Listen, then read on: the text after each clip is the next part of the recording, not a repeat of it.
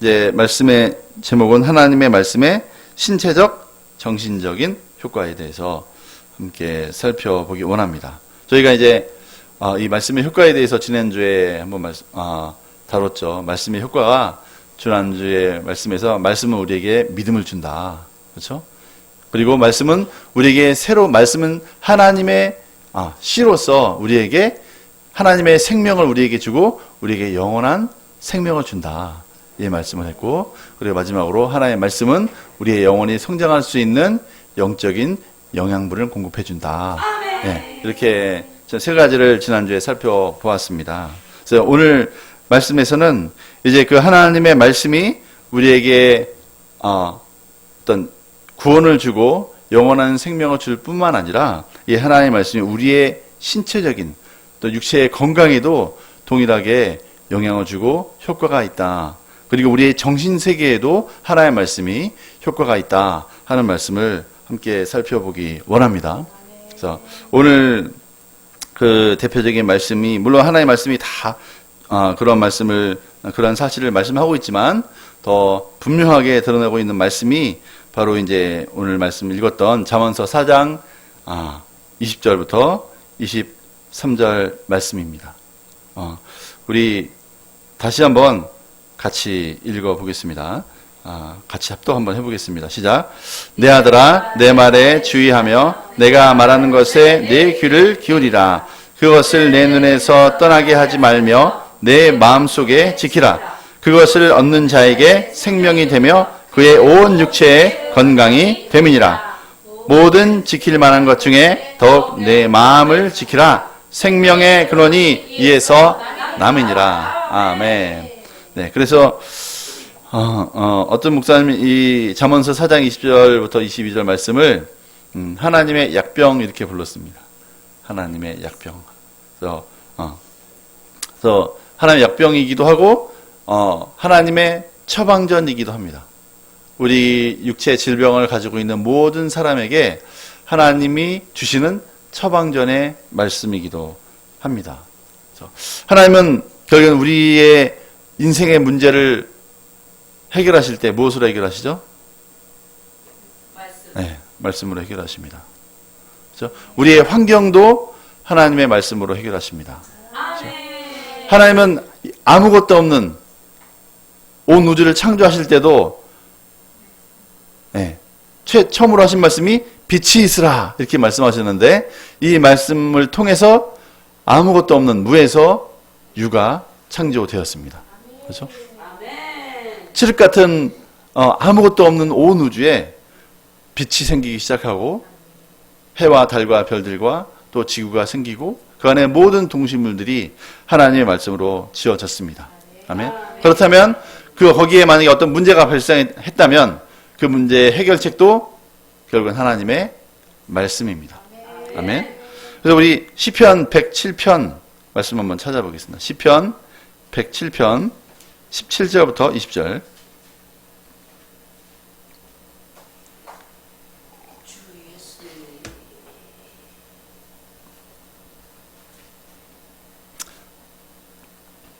음, 107편 17절부터 20절 함께 읽어보겠습니다. 시작. 미련한 자들은 그들의 죄악의 길을 따르고 그들의 악을 범하기 때문에 고난을 받아 그들은 그들의 모든 음식물을 싫어하게 되어 사망의 문에 이르렀도다. 이에 그들이 그들의 고통 때문에 여호와께 부르짖음에 그가 그들의 고통에서 그들을 구원하시되 그가 그의 말씀을 보내어 그들을 고치시고 위험한 지경에서 건지시는도다. 아멘. 아멘. 이 말씀도 분명하게 그들을 고치시는 게 뭐라고 했습니까? 말씀. 네. 우리의 질병을 고치실 때도 하나님은 말씀을 보내서 고치십니다. 그리고 위험한 지경에서 그 환경 어려운 처지 가운데서 우리를 건지시는 것도 하나님의 말씀을 보내서 우리를 건져내십니다. 아멘. 근데 왜 사람들이 이러한 질병에 걸리게 되고 위험한 지경에 빠지게 됩니까? 네. 바로 읽었던 우리 17절, 18절 말씀을 같이 읽어보겠습니다. 시작. 미련한 자들은 그들의 죄악의 길을 따르고 그들의 악을 범하기 때문에 고난을 받아 그들은 그들의 모든 음식물을 싫어하게 되어 사망의 문에 이르렀도다. 네. 네. 시편 107편 17절, 18절. 다시 한번 읽어보겠습니다. 중요한 말씀인데. 107편 17절, 18절. 시작. 미련한 자들은 그들의 죄악의 길을 따르고 그들의 악을 범하기 때문에 고난을 받아 그들은 그들의 모든 음식물을 싫어하게 되어 사망의 문에 이르렀도다. 네. 그래서 하나님이 보실 때 지혜로운 자와 어리석은 자들이 있는 거죠. 그래서 어떤 사람들이 어리석은 자들이냐? 그들 자신의 죄악의 길을 따르고 그들의 악을 범하기 때문에 고난을 받는다고 했습니다. 반드시 죄악의, 왜냐하면 죄의 삭은 사망이라고 했습니다. 하나님의 말씀을 떠나서 우리의 마음 가운데에는 욕망을 따라 죄악의 길을 따르고 죄를 범하면 반드시 우리 인생에는 고난이 찾아오게 돼 있습니다. 근데 그 고난은 하나님이 주시는 게 아니라 하나님이 허락하시는 거예요. 허락하시는 거예요. 마귀가 역사하도록 허락하실 수밖에 없어요. 왜냐하면 우리가 범죄했기 때문에 사단은 참소하는 자잖아요. 사단은 항상 온 땅을 두루다니면서 어디 삼킬 자가 없는가 돌아다니다가 죄를 범하고 하나님의 뜻을 행하지 않는 사람이 보이면 바로 그 죄를 들고 하나님 앞에 나가서 정죄합니다. 그래서 마치 욥을 정죄하듯이, 그래서 결국은 욥을 막 공격하듯이 우리 한 사람 한 사람도 우리가 하나님의 뜻과 상관없이 죄악의 길을 선택하고 죄를 범하면 반드시 우리 인생에는 하나님이 고난을 허락하게 되어 있습니다. 그러면 고난에 빠지게 되죠. 어떤 환경적인 어려움, 물질적인 어려움, 아니면 질병의 고통이 오게 돼 있어요. 그래서 18절에 있는 것처럼 그들은 그들의 모든 음식을 싫어하게 되어 사망의 문에 이르렀도다. 그렇게 이제 어떤 어려움이나 고통 가운데 빠지게 되면 이제 입맛을 잃게 돼요. 음식물을 싫어하게 된다고 했습니다. 그렇게 되면 이제 몸이 약해지고 사망의 문에 이르게 됩니다. 근데 하나님은 사랑이셔서 그렇다고 그 자신의 사랑하는 자녀들을 내버려 두진 않으세요. 그들이 19절과 20절을 다시 한번 읽겠습니다. 19절, 20절 시작. 이에 그들이 그들의 고통 때문에 여호와께 부르짖음에 그가 그들의 고통에서 그들을 구원하시되 그가 그의 말씀을 보내어 그들을 고치시고 위험한 지경에서 건지시는도다. 네. 사람들이 착각을 많이 하죠. 하나님은 없다. 그리고 내가 죄를 범해도 나는 아무 일이 없을 거야. 이렇게 생각을 합니다. 하지만 성경의 원리고 이건 세상의 원리입니다. 죄를 범하면 반드시 고난이 찾아오게 돼 있고 육신의 질병이 찾아오게 돼 있어요. 그런데 이제 19절에 보면 세상 사람들은 왜 내 인생에 이런 고난이 오는지 몰라서 원망을 합니다. 다른 사람 원망하고 하늘을 원망합니다. 왜 나만, 암에 걸린 사람들의 첫 번째 반응이 그거라잖아요. 왜 내게 이런 질병이 찾아왔는가? 다른 사람 다 괜찮은데 왜 나만 이런 일이 생기는가? 이렇게 생각을 합니다. 내가 하나님 앞에서 무슨 삶을 살았는지 생각하지 않아요.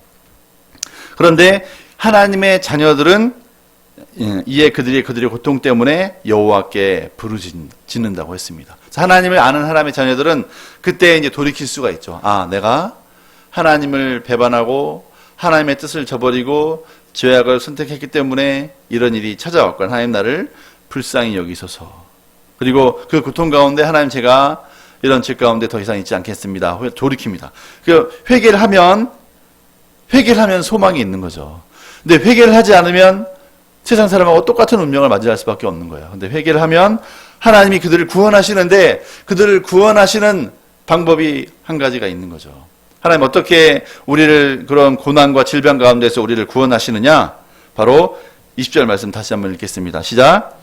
그가 그의 말씀을 보내어 그들을 고치시고 위험한 지경에서 건지시는도다. 그래서 우리가 우리 인생의 질병이라든지 우리 인생의 고난 가운데서 우리가 빠져나오기 원한다면 우리가 해야 될 일은 하나님 앞에 우리의 잘못을 인정하고 하나님의 말씀 앞으로 돌아가는 것입니다. 그러면 하나님의 말씀이 우리를 모든 질병으로부터 고치시고 모든 위험한 지경에서부터 건져내어 주십니다. 이것이 하나님의 약속의 말씀입니다. 이사야서 55장 11절에서도 뭐라고 말씀하냐면 내 입에서 나가는 말은 이와 같이 헛되이 내게로 되돌아오지 아니하고 나의 기뻐하는 뜻을 이루어 내가 보낸 일에 형통함이니라. 하나님의 말씀이 입에서 한번 나가면 그냥 돌아오는 일이 없어요. 하나님의 말씀이 하나님의 입에서 한번 나가면 반드시 그 말씀은 이루어집니다. 그리고 그 하나님의 말씀을 온전히 이루기 위해서 오신 분이 바로 예수 그리스도이십니다. 예수님은 율법의 1.1획이라도 다 이루기 위해 오셨다고 하셨습니다. 하나님께서 하신 말씀을 다 온전히 이루신 분이 바로 예수 그리스도이십니다. 아멘. 그래서 이제 하나님은 말씀을 보내셔서 우리를 모든 질병에서부터 고치시고 모든 위경에서 건져내셨다고 하셨습니다. 그럼 구체적으로 아까 읽었던 잠언서 4장 20절 말씀을 통해서 구체적으로 어떻게 하나님의 말씀이 우리를 고치시는지 그 과정을 한번 보겠습니다. 치유의 프로세스가 있는 거예요. 그래서 이제 많은 사람들이 치유는 기적이고 일종의 기적이고 어떤 사람은 치유를 받을 수 있고 어떤 사람은 치유를 받을 수 없다 이렇게 생각을 합니다. 그래서 하나님이 나를 고치실 수도 있고 고치지 않으실 수도 있다 이렇게 생각을 하는 거죠. 근데 중요한 것은 하나님은 반드시 나를 고치신다 하는 믿음을 갖는 게 중요한 거죠. 그래서 예수님도 마태복음 15장 26절에서 수로보니게 여인에게 이렇게 말씀하셨어요. 내 귀신 들린 내 딸을 고쳐주셔서 이렇게 얘기했을 때 예수님께서 그 수로보니게 여인에게 말씀하시기를 자녀의 떡을 취하여 개들에게 던지는 것이 마땅치 아니하니라. 그래서 그 귀신 들린 그렇죠? 이 딸을 고치는 것을 예수님은 뭐라고 했습니까? 자녀의 떡이라고 했습니다. 그렇죠? 이것은 어떤 의미냐면 이 밥이에요, 밥. 치유는 어떤 과정, 기적이 아니라 그냥 일상적으로 우리가 먹는 밥이라는 거예요. 그래서 치유는 예수님이 말씀만 하시면 치유는 그냥 이루어지는 겁니다. 네? 근데 우리는 치유는 기적이라고 생각해요. 치유는 기적이고 좀 어마어마한 일이고 어떤 사람은 하나님이 고치실 수 있고 어떤 사람은 주님이 고치지 않을 수 있어. 물론 이제 회개하지 않고 하나님 앞에서 버티면 말씀을 주님이 보내실 수 없겠죠. 그렇죠? 하지만 우리가 이제 하나님 앞에 회개하고 또 하나님의 말씀을 붙들면 그 말씀은 반드시 우리에게 역사합니다. 반드시 역사합니다. 그래서 그 과정이 있는 거죠. 그래서 아까 읽었던 잠언서 말씀은 첫 번째로 이 말씀이 어떻게 우리를 치유하냐면 첫 번째로 이게 그냥 일방적으로 주어지는 것이 아니라 상호 소통에 의해서 하나님과 우리와의 상호 소통에 의해서 우리가 치유를 덧입는데 이 매개체는 하나님의 말씀인 거예요. 하나님의 말씀을 가지고 하나님과 우리가 교통을 하는 거예요. 여러분들도 하나님의 말씀을 가지고 하나님과 교제하고 계시죠? 우리 신은혜 자매님도 말씀 가지고 하나님과 교제하는 법을 알고 계시죠? 네. 말씀을 교제하는 겁니다. 그래서 그 교제하는 구체적인 방법을 말씀하고 있습니다. 우리 잠언 4장 20절 말씀 한번 읽어보겠습니다. 20절 시작. 내 아들아 내 말에 주의하며 내가 말하는 것에 내 귀를 기울이라. 이 첫 번째는 뭐냐면 내 말에 주의하여 그랬습니다. 또 이 잠언서에서도 내 아들아 이렇게 말씀하고 있습니다. 내 아들아. 그러니까 하나님은 왜 우리를 고치시느냐? 우리는 하나님의 자녀입니다. 아멘. 또 어떤 사람들은 나는 주는 나의 친구야. 난 친해. 주님과 친해. 이렇게 얘기하는데 하나님과 친구가 더 가까운 겁니까? 자녀가 더 가까운 겁니까? 네. 자녀가 물론 친구도 친할 수 있지만 아버지와 자녀의 관계를 뛰어넘을 수는 없습니다. 친구는 갈라질 수가 있지만 아버지와 아들은 갈라질 수가 없습니다. 그죠? 뗄래야 뗄 수 없는 관계죠. 친구는 계속 줄 수 없어요. 물론 한 번 생일 선물은 줄 수 있습니다. 그렇죠? 아무리 친한 친구라도 매일 줍니까? 친한 친구한테 나 차비 없어. 차비 좀 보내줘. 물론 한두 번 줄 수 있어요. 근데 만약에 일주일에 한 번씩 달라고 하면 어떨까요? 내가 네 아버지냐? 이렇게 얘기하겠죠. 근데 부모님께 달라고 하면 어떻습니까? 주겠죠. 물론 계부는 안 줄 수 있습니다. 그런데 참된 부모라면 조건 없이 계속 줄 수가 있습니다. 아멘. 그래서 우리가 인간은 연약하고 부족하기 때문에 범죄할 수 있어요. 근데 우리가 계속 범죄했더라도 하나님께 다시 돌아갈 수 있는 이유가 뭐예요? 하나님이 우리의 아버지시기 때문에. 아멘. 아버지 감사해요. 네, 아버지 잘못했어요. 그러면 아버지는 어떻게 하십니까? 이번엔 안 돼. 그러신 아버지가 있습니까? 없죠. 네. 그래서 아버지이기 때문에, 아들이기 때문에 하나님은 우리에게 끊임없이 말씀으로 우리를 고치시고 공급하십니다. 그런데 첫 번째 단계가 뭐냐면, 하나님 우리에게 주신 이런 처방전, 첫 번째 단계는 내 말에 주의하라 하는 말씀입니다. 누구의 말에 주의하라고요? 네, 아버지의 말씀에 주의하라 했습니다.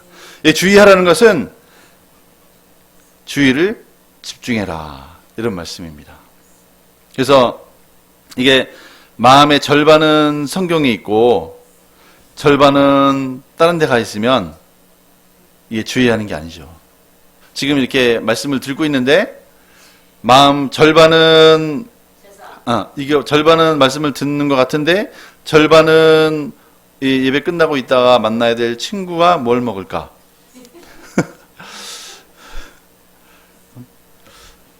오늘은 예배 끝나고 친구랑 만나서 뭘 먹을까? 메뉴는 무엇을 먹을까? 이렇게 생각하고 있다면 말씀에 집중하고 있는 것이 아니죠. 오직 하나님의 말씀만에 집중하는 것입니다. 네. 이것이 중요한 거예요. 여기서 실패하면 이 하나님의 말씀의 치유를 경험하기가 어려워지는 거죠. 네. 여기서부터 1단계부터 이제 길을 잘못 들어가는 거예요. 그래서 치유를 경험하려면 우리가 치유는 막 기적적으로 갑자기 내가 못 걸었는데 막 갑자기 벌떡 일어나서 걷는 거, 그것을 막 기대하는데 그런 기적을 우리가 바라는 것보다는 치유는 그렇게 일시적으로 막 급격하게 일어날 수 있지만 대부분의 치유는 그렇게 급하게 일어나지 않습니다. 점진적으로 조금씩 우리가 하나님의 말씀에 집중할 때 마치 약의 효과랑 똑같은 거예요. 우리가 약을 먹을 때 한 번에 낫습니까? 아니죠. 약을 먹으면서 조금씩 차도가 이렇게 우리에게 생기는 것처럼 우리가 하나님의 말씀에 집중하면 그때부터 이제 하나님의 말씀의 효과가 조금씩 나타나기 시작하는 거죠. 개선돼 가는 거예요. 그죠? 그리고 두 번째가 뭡니까? 내가 말하는 것에 내 귀를 기울이라. 집중력을 가지고서 이제 귀를 기울이라고 했습니다. 기울이라는 것은 우리의 자세를 말하는 거예요. 말씀을 듣는 자세. 말씀을 듣는 자세를 겸비한 자세를 가져라. 아멘. 겸손한 자세를 가져라. 이 오만하고 완고한 자세를 버리라는 거죠. 그래서 오만하고 완고한 자세는 어떤 오만한 자세는 뭡니까? 이 하나님 말씀, 이거 들어도 그만, 안 들어도 그만. 이 하나님 말씀이 내가 알아도 그만, 몰라도 그만. 이렇게 하나님의 말씀을 가볍게 대하는 자세가 오만한 자세예요.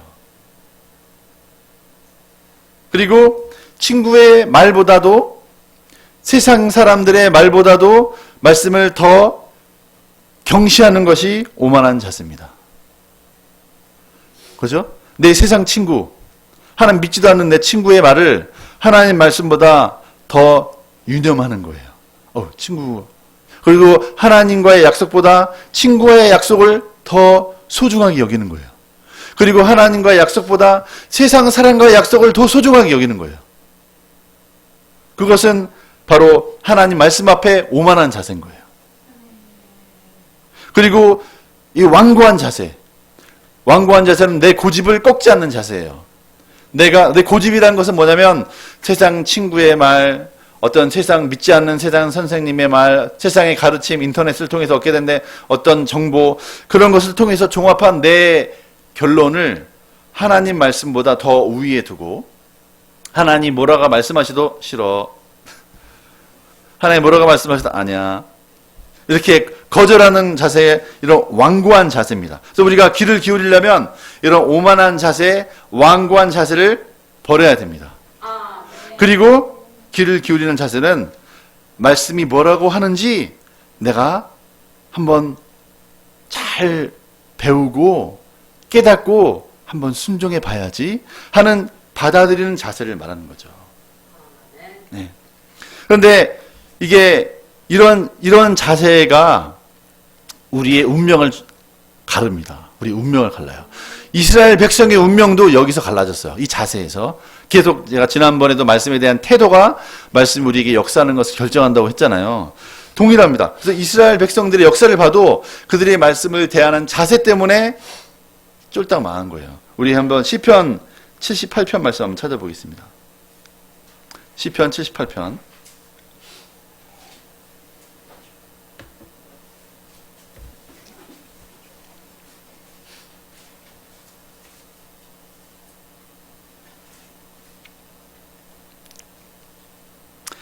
어, 78편 40절부터 42절 같이 읽어보겠습니다. 시작. 그들이 광야에서 그에게 반항하며 사막에서 그를 슬프시게 함이 몇 번인가. 그들이 돌이켜 하나님을 거듭거듭 시험하며 이스라엘의 거룩하신 이를 노엽게 하였도다. 그들이 그의 권능의 손을 기억하지 아니하며 대적에게서 그들을 구원하신 날도 기억하지 아니하였도다. 네. 광야에서 그들이 하나님 어떻게 했다고요? 40절에 그들이 광야에서 하나님께 반항했다고 했습니다. 그리고 사막에서 하나님을 슬프시게 했다고 했습니다. 하나님께 반항하고 하나님을 슬프시게 하고, 근데 이게 몇 번인가요? 셀 수가 없습니다. 41절에 그들이 돌이켜 하나님을 거듭 시험하여 이스라엘의 거룩하신 이를 노엽게 하였도다. 그러니까 하나님을 반항하고 하나님을 슬프시게 하고 돌이켰다. 이것이 우리가 말하는 백슬라이드예요. 그러니까 실족했다는 거죠. 그래서 하나님을 거듭 시험하고 이스라엘의 거룩하신 이를 화나게 하는 거예요. 하나님은 천지를 창조하신 분이신데 우리가 하나님을 화나게 하면 우리에게 도움이 될까요? 네, 아니죠. 그런데 이런 선택을 했기 때문에 그들이 멸망한 거예요. 이것이 바로 이 오만하고 완고한 자세를 버리지 못했기 때문에 이런 일이 온 거죠. 그래서 오늘날도 그럼 이스라엘 백성만 그런 것이냐? 이스라엘 백성만 그런 게 아니에요. 신약 시대에 살고 있는 우리도 동일합니다. 만약에 우리도 동일하게 이런 구약의 이스라엘 백성과 동일한 자세를 갖고 있다면 우리도 이스라엘 백성과 동일한 운명을 맞이하게 될 것입니다. 이것이 사도 바울이 고린도전서 10장에서 하신 말씀이에요. 우리 고린도전서 10장 한번 찾아볼까요? 고린도전서 10장.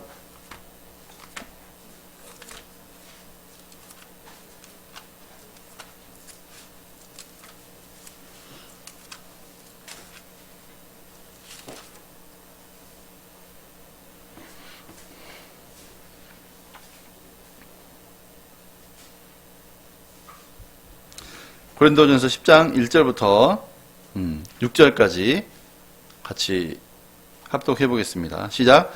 형제들아, 나는 너희가 알지 못하기를 원하지 아니하노니 우리 조상들이 다 구름 아래에 있고 바다 가운데로 지나며 모세에게 속하여 다 구름과 바다에서 세례를 받고 다 같은 신령한 음식을 먹으며 다 같은 신령한 음료를 마셨으니 이는 그들을 따르는 신령한 반석으로부터 마셨으며 그 반석은 곧 그리스도시라.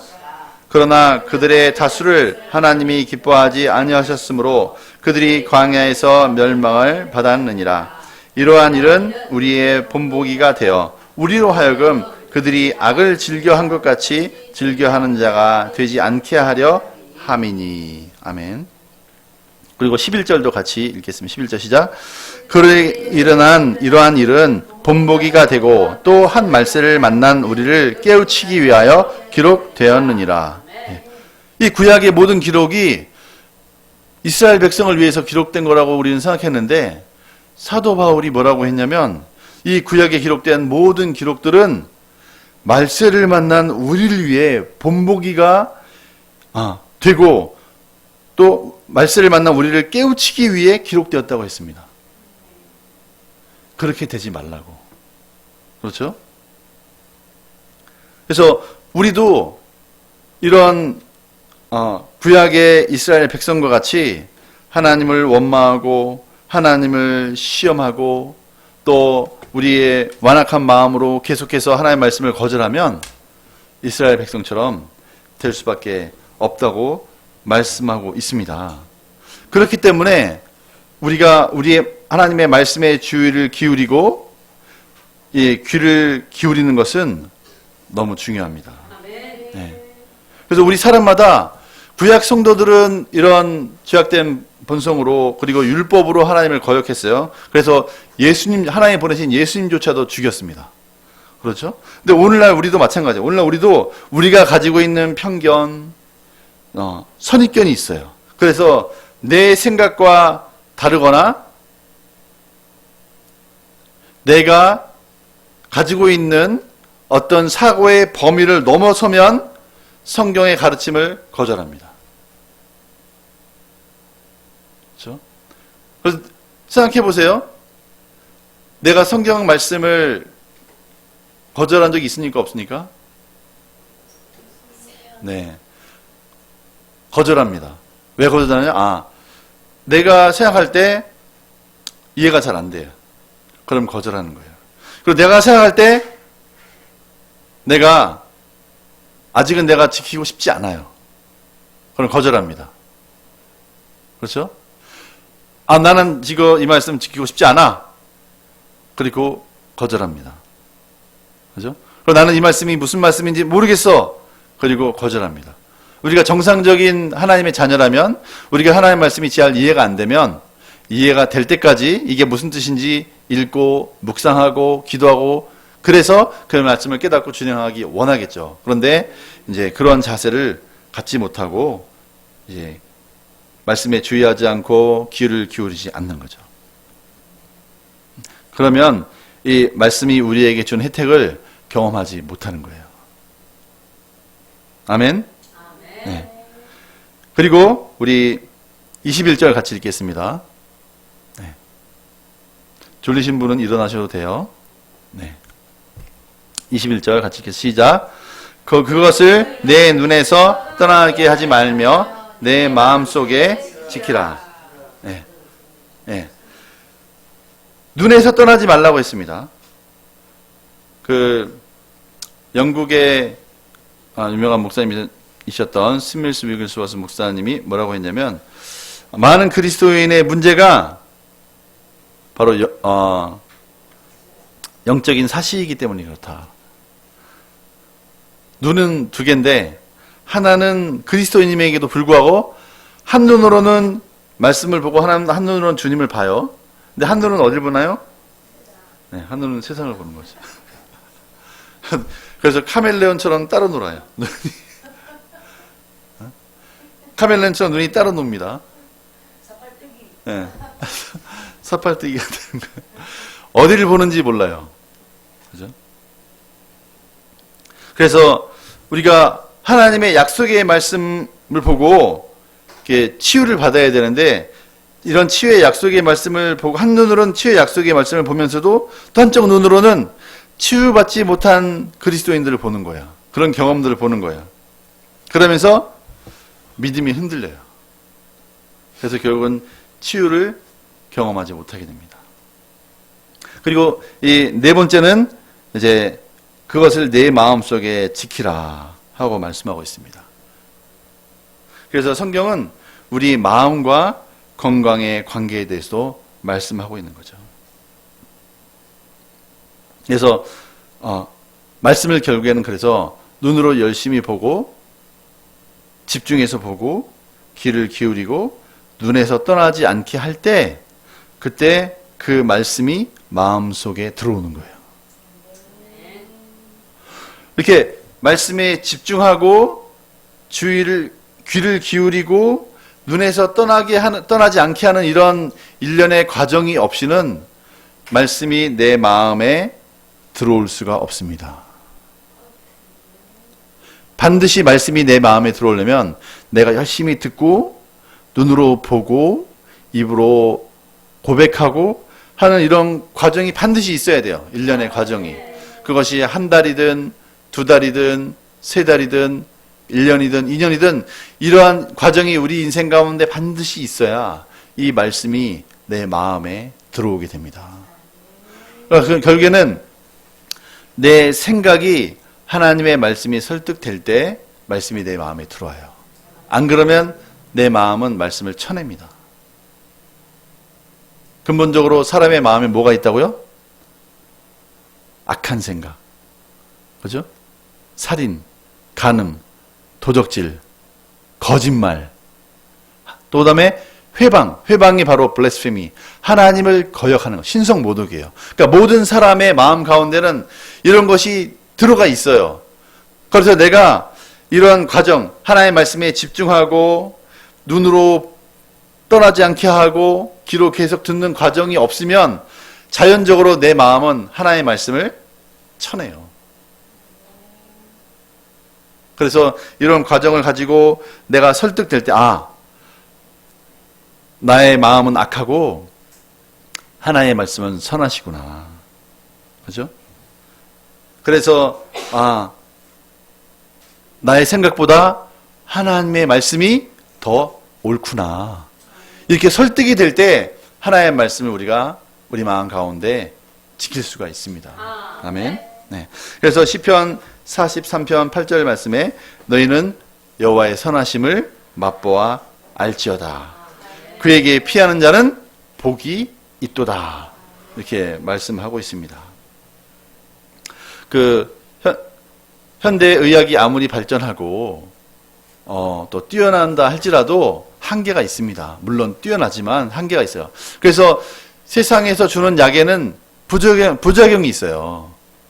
그렇죠? 어떤 한 곳을 치유하기 위해서 약을 먹잖아요. 그러면 다른 곳이 망가지는 경우가 허다합니다. 그래서 우리가 암 치료를 하지만 화학 치료 같은 걸로 치료하는데 막 그 화학 치료로 또 방사선으로 막 암세포를 죽인다고 막 방사선을 쏘는데 다른 건강한 세포까지 다 죽이는 거예요. 머리가 다 빠지고 건강이 엄청나게 상해지는 거죠. 그죠? 피부도 상하고 관절도 상하고 이런 부작용이 있어요. 그런데 하나님의 말씀은 부작용이 있을까요? 없을까요? 네. 하나님의 말씀에는 부작용이 없습니다. 하나님의 말씀이 우리 마음 가운데 들어오면 그 약속은 완벽한 치료자가 되십니다. 그래서 이 잠언서 4장 22절 말씀 같이 한번 읽어보겠습니다. 시작. 그것을 얻는 자에게 생명이 되고 그의 온 육체에 건강이 됨이니라. 네. 그것이 무엇입니까? 하나님의 말씀이죠. 하나님의 말씀을 얻는 자에게는 생명이 됩니다.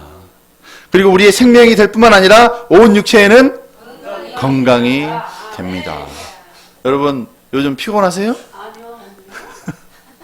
안 피곤하죠? 피곤하시면 약을 드세요. 네. 말씀 약을 먹으면 피곤함이 사라집니다. 네. 그리고 어떤 질병과 어떤 어려움이 있더라도 하나님의 말씀이 우리 마음에 새겨지면 그 모든 피곤함과 연약함은 떠나갑니다. 아멘. 네. 왜냐하면 말씀은 우리의 온 육체에 건강이 된다고 말씀하고 있습니다. 네. 아멘. 네. 그래서 우리 신은혜 하은 자매님이 지금 깨달음을 얻었어요. 우리 예를 들어서 어떤 피부에 습진이 있고 무좀이 있고 피부에 여러 가지 문제가 있고 어깨에 담이 와서 결려요.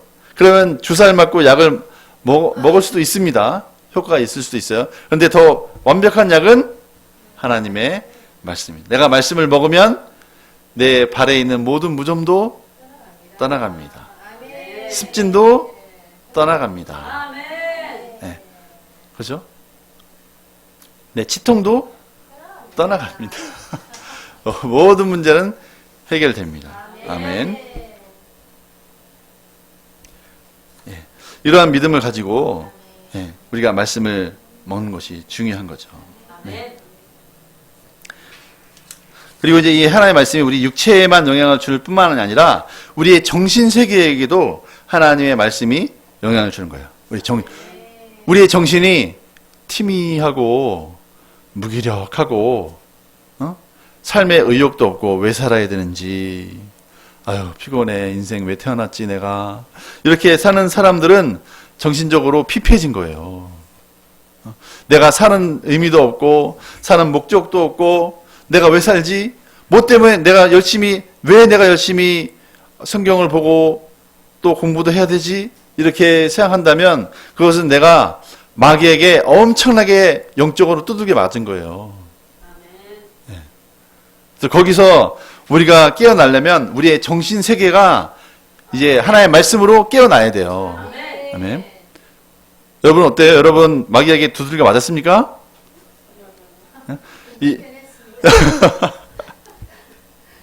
우리 시편 119편 130절 말씀 한번 같이 읽어보겠습니다. 시편 119편 130절.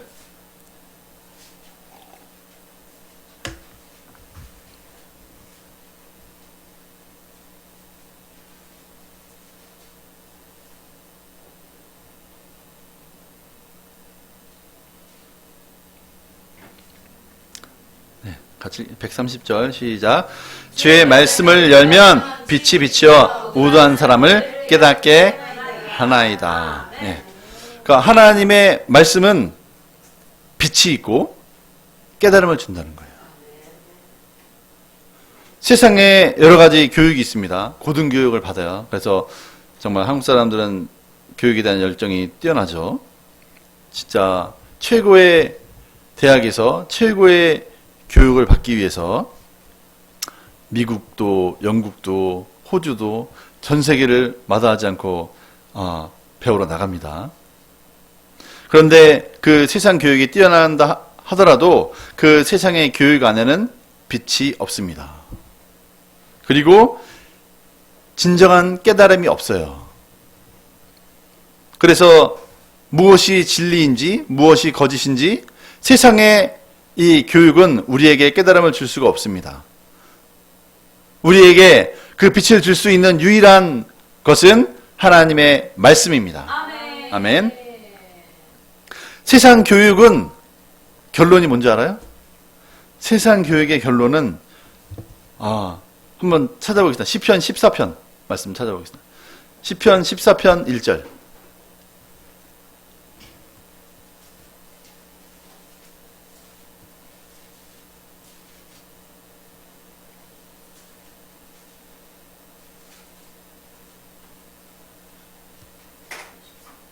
네, 시편 14편 1절.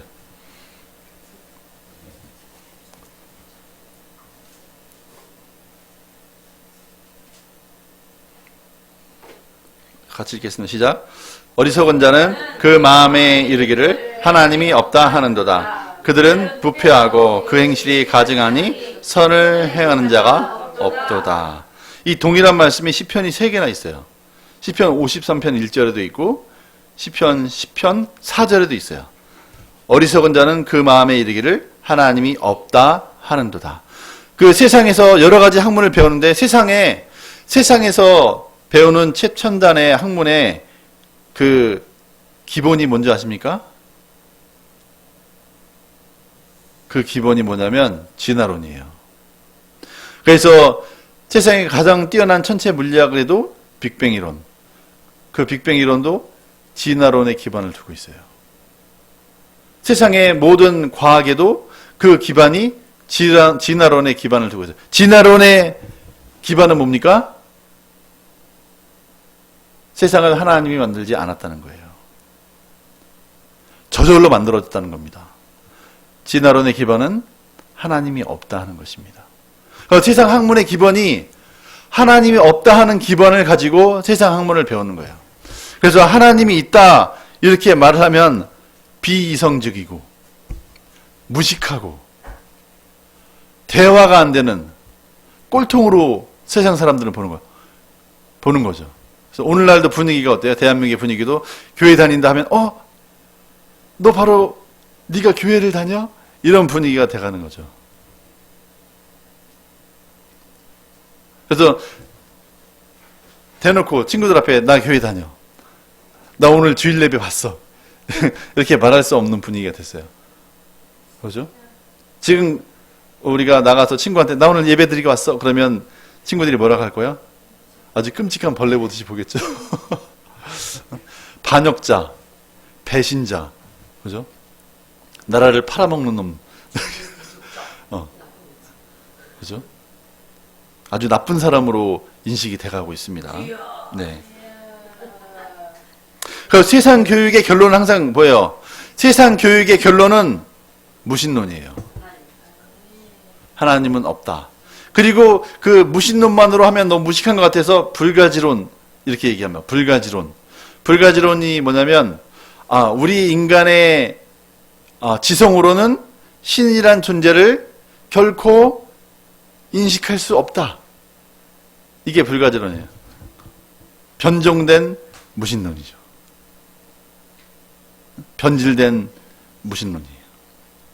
그러니까 세상 학문의 기본이 이렇게 무신론과 불가지론이 대세를 이루고 있어요.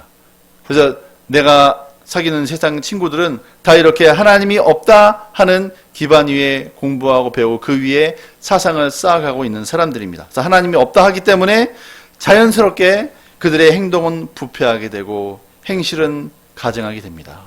그래서 하나님이 없다 하는 사람들은 거짓말하는 것에 대해서 전혀 죄의식을 느끼고 내가 거짓말했기 때문에 다음부터는 하지 말아야지 하는 내가 내 삶을 고쳐야지 하는 생각을 전혀 갖지 않습니다. 거짓말을 하고 또 거짓말을 하고 그 거짓말을 이렇게 또 거짓말을 하고 거짓말을 하고 거짓말을 해도 아무런 양심의 가책이 없어요. 만약에 내가 그렇게 거짓말을 하고 부모님에게 거짓말을 하고 내 친구들에게 거짓말을 하고 거짓말을 했는데도 전혀 내 양심에 가책이 없다. 내가 죄를 짓고 몰래 하지 말라는 하나님 하지 말라는 말씀이 하지 말라는 모든 행동들을 내가 숨어서 하고 했는데도 내 양심에 가책이 없다. 그러면 점점 나는 세상으로 이제 떠내려가고 있는 거죠. 떠내려가고 있는 거예요. 그리고 만약에 내가 예배를 드리는 것에 대해서 부담감이 자꾸 온다. 그렇게 된다면 점점 내가 하나님으로부터 멀어져 가고 있는 겁니다. 심각한 경계심을 가지고 이제 자각을 가져야 되는 거죠. 그래서 우리 스스로는 하나님을 알 수 없습니다. 그런데 이 하나님을 알게 해주는 것은 바로 하나님의 말씀입니다. 계시가 없으면 하나님을 알 수가 없습니다. 하나님의 말씀이 없기 때문에 세상 사람들은 무신론자가 되고 불가지론자가 되는 것이죠. 그래서 하나님의 말씀은 자신의 지적인 능력으로는 결코 발견할 수 없는 우리의 창조자, 우리의 구원자, 하나님의 실제를 깨닫게 해줍니다. 또 하나님의 말씀이 바로 나의 존재의 목적을 깨닫게 해줍니다. 내가 이 땅에 왜 태어났는지 깨닫게 해줍니다. 아멘. 네. 그래서 이 말씀이 우리 삶에 계시를 줄 때 우리의 인생이 완전히 새로운 의미를 갖게 되는 거예요. 내 스스로의 능력으로는 내 인생을 새롭게 할 수 없습니다. 하나님의 말씀이 계시를 줄 때 이전에 전혀 몰랐던 내 인생의 의미가 발견이 되고 내 인생의 의미가 새롭게 되는 거죠.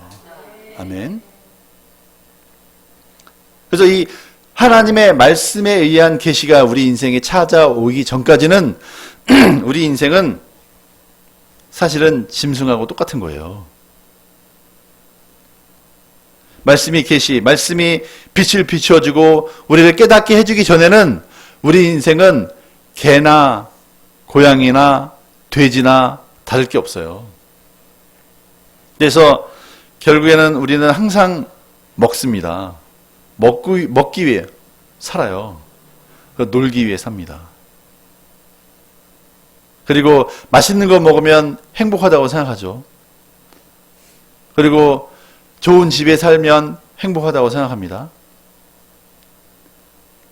아주 육신적인 가치관을 가지고 사는 것이죠. 하지만 하나님의 말씀이 우리 인생에 빛을 비춰주고 깨달음을 줄 때 우리 인생의 의미를 또 우리 인생의 가치를 새롭게 알게 되고 우리의 영적인 갈망이 채워지게 됩니다.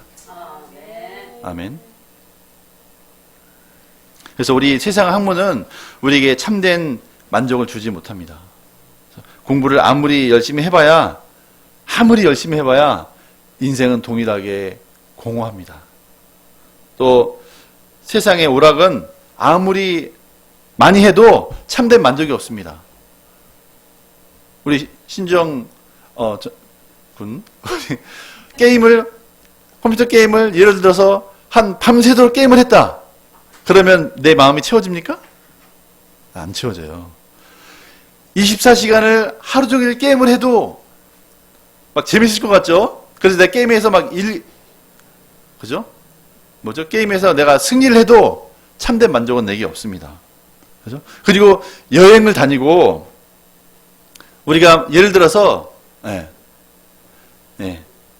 우리가 여행을 40일간을 전 세계를 만약에 여행한다. 40일간은 세계. 그리고 40일간 세계 여행을 하려면 이제 24시간 동안 비행기를 타야 돼요. 여러분 한번 24시간을 계속 비행기 타면 아주 좋겠죠? 네. 막 차도 막 10시간씩 버스 타고 다니고 막 10시간씩 운전하고 다니고 그러면 재밌겠죠? 네. 신나지.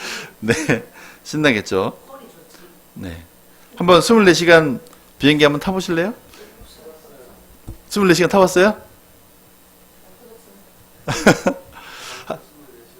왕복 24시간.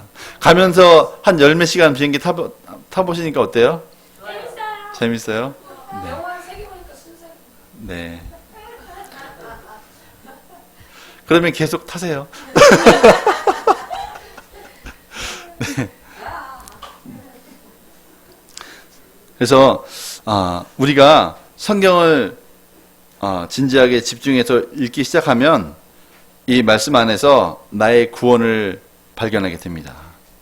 그리고 죄사함을 발견하게 되고 평강을 발견하게 되고 영생을 발견하게 됩니다. 그리고 내 인생의 목적과 의미를 발견하게 됩니다. 그리고 내가 왜 태어났는지 내 인생에 두신 하나님의 뜻을 발견하게 됩니다. 아멘. 그래서 이 다윗은 이 하나님의 말씀을 묵상하다가 뭐까지 깨달았냐면 내가 이 땅에 태어나기도 전에 내가 이 땅에서 행한 모든 것이 하늘의 책에 이미 다 기록되어 있는 것이구나 하는 것을 깨달았어요. 다윗이 태어나기도 전에 자신의 일생이 하늘에 기록되어 있다는 것을 깨달았습니다. 우리 각자의 인생도 저의 인생과 여러분 한 분 한 분의 인생도 하늘에 이미 기록되어 있습니다. 아멘. 우리가 하나님의 말씀을 읽고 묵상하고 눈에서 떼지 않고 귀를 기울이고 집중하고 우리의 마음에 새긴다면 우리 인생을 향하여 두신 하나님의 그 만세전에 두신 그 뜻을 발견하게 됩니다. 아멘. 그래서 사도 바울도 이 하나님의 말씀을 묵상하다가 에베소 보면은 창세전에 하나님이 자신의 인생을 향하여 두신 뜻을 발견하게 됐습니다. 아멘. 말씀을 통해서 이렇게 우리 인생에 두신 하나님의 뜻을 발견할 수 있기를 기도합니다. 아멘. 그 내 인생에 두신 하나님의 뜻을 발견한 사람과 하나님이 없다 하고 하는 사람과 그 인생은 하늘과 땅의 차이가 있습니다.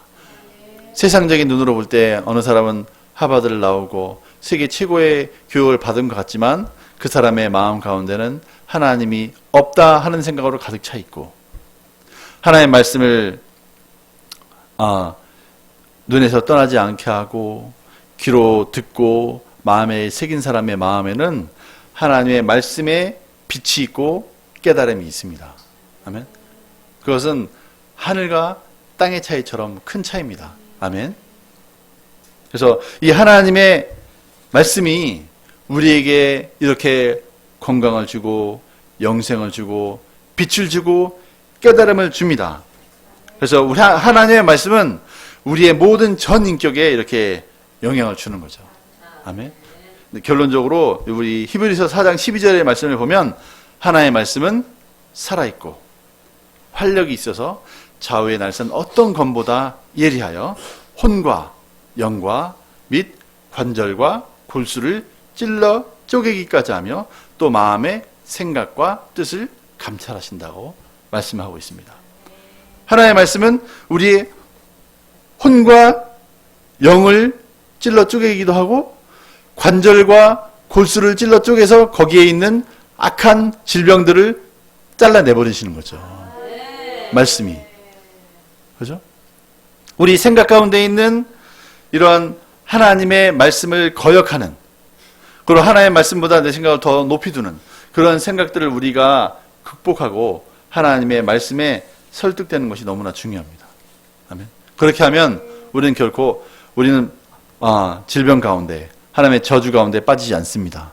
그리고 어떤 육체의 질병이 있다 할지라도 우리가 돌이켜서 하나님의 말씀을 보고 또 듣고 마음에 새기면 하나님의 말씀은 우리에게 생명이 되고 우리의 온 육체에 건강이 됩니다. 아멘. 그리고 이 말씀은 우리에게 빛을 비춰줍니다. 아멘. 어둠 가운데, 어두컴컴한 가운데 잠자고 있는 자를 깨워줍니다. 아멘. 이 생명의 빛이 저와 여러분 심령 가운데 환하게 비추시기를 주의 이름으로 축원합니다.